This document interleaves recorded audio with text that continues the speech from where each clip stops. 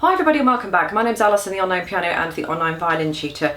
Today I'm going to take you through an easy tutorial on the violin for My Immortal by Evanescence.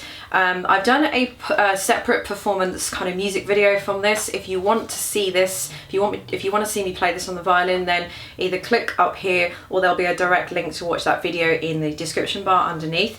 The link of where to get this free sheet music that I've done for you is also going to be directly in the description bar underneath this video. And I've also done a easy piano version of this, which came out, I can't remember, maybe a couple of months ago now, but I will link that as well in the description bar underneath for any of you guys that want to learn how to play on the piano. So if you want to learn how to play My Immortal, then grab your sheet music and let's get going. Okay, so the first thing I'm going to do is just very quickly take you through where the music goes to and from on this. So there's 2 pages that you'll have. It's just fairly simple. So the first page, you'll start from the beginning, obviously. This little introduction here, you don't have to play this if you don't want to. I've just written it there for any of you guys who want to, but you totally don't have to play this. So you could just start here on the second line where the tune starts and you don't have to play this first line. So you're going to start from the beginning, obviously play it all the way through, and then when you get to the second page, you'll see that you'll get to this second line here, and you can see this long line that you've got here, and this is called a first time bar. So you'll play this little section here from where the long line at the top ends, so basically this whole line. You'll play the first time through, you'll play right to the end of here, and then you can see there's some little repeat marks that we've got here, the little double line with the 2 dots. And going back on the first page, you'll see that they appear here. So what you will do is go right back to here and play it all again. Then when you get to the end of the top line on the second page, you don't want to play this line again because you played this the first time around, hence why we call it a first time bar. I know there's more bars in it, but we just call it a first time bar. So you've already played this on the first time round. So what you're going to do is when you get to the end of the top line here, you're going to jump onto the third line here where it starts the second time bar. That's why there's a little 2 in there, because that's what we jump to on our second time. So then we'll carry on from there, and that's pretty much it. Just play to the end. I have labelled out that you've got chorus and things. Also, some of the notes might ever so slightly differ just from what she's singing, again, because I just wanted to make it just sort of an easy tutorial for you. So just very quickly going through what I've done. Every single note has a finger above it, as you can see here, and also these letters above here are the strings that you're going to be putting your finger on. So for example, the first note here is a 3rd finger, so I don't know if that's in focus or not. The first note here is a 3rd finger on the G string, the next note is a 1 on the D string, the next note is an open A string, so on and so on. You get the idea. So you'll have a finger number on every single note, and you'll also be told what string you're going to put that finger on at any one time. Where you put those fingers, I'll go through in just a second.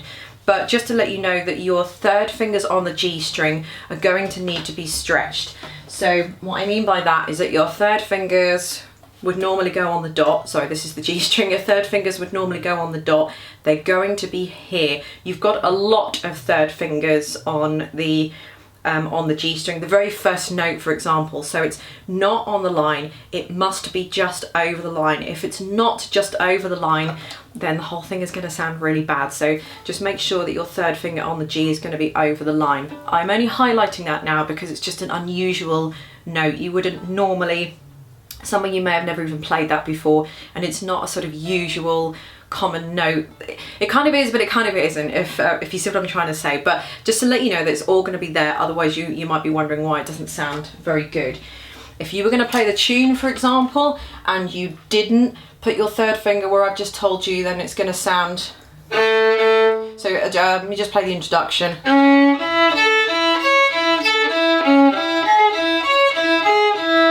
So from the main tune. So if you didn't put your 3rd finger where I told you to, then it's going to sound like this.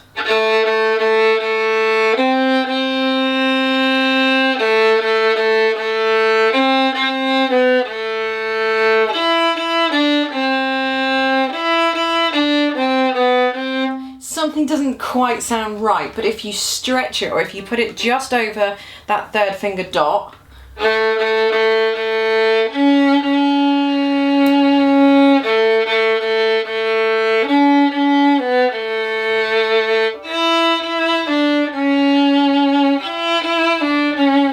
so now it sounds right.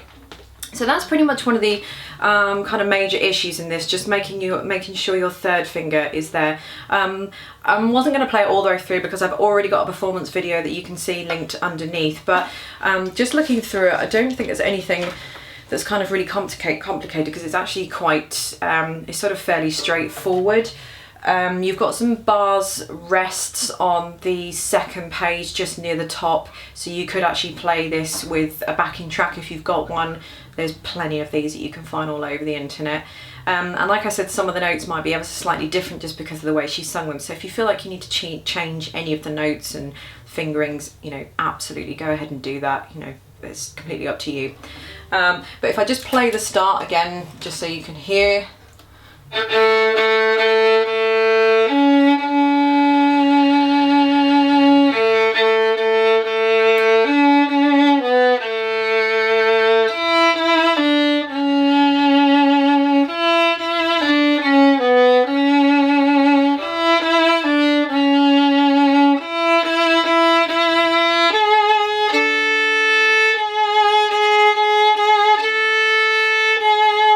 So when you get to those third fingers on the D string, again, they need to be here because they're G sharps.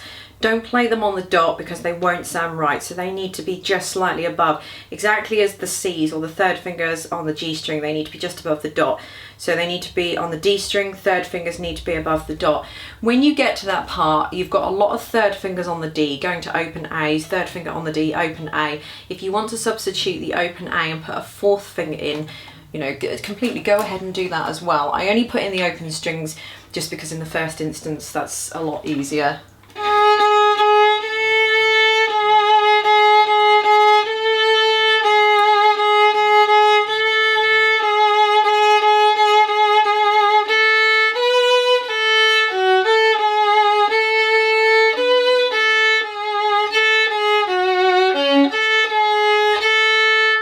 So you do have a little jump there from the third finger on the G string to an open A. Again, do that or use the fourth finger, it's just completely up to you.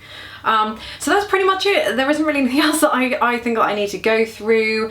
You just need to make sure that your second fingers on the A string are what I call stretched, which means they're right next door to the third finger, so not back here, right next door to the third finger, and also the second fingers, any second fingers on the D string also need to be right next to the third finger. So just to recap, third finger on the D, very important. Third finger on the G, sorry, very important, needs to be just over the dot. Third finger on the D string also needs to be over the dot. Second finger on the D would need to be here, so right next to the third finger, and also the second finger on the A string needs to be in exactly the same place. And that is pretty much it with this. Don't forget to check the links underneath. I'll put a link to the performance video that I've done on this, the piano tutorial that I've done, and the link to get the sheet music as well. There'll be links to all my other videos and all that kind of stuff. So hope you've enjoyed this video and it's been helpful. Thank you for watching, and I'll see you in the next video.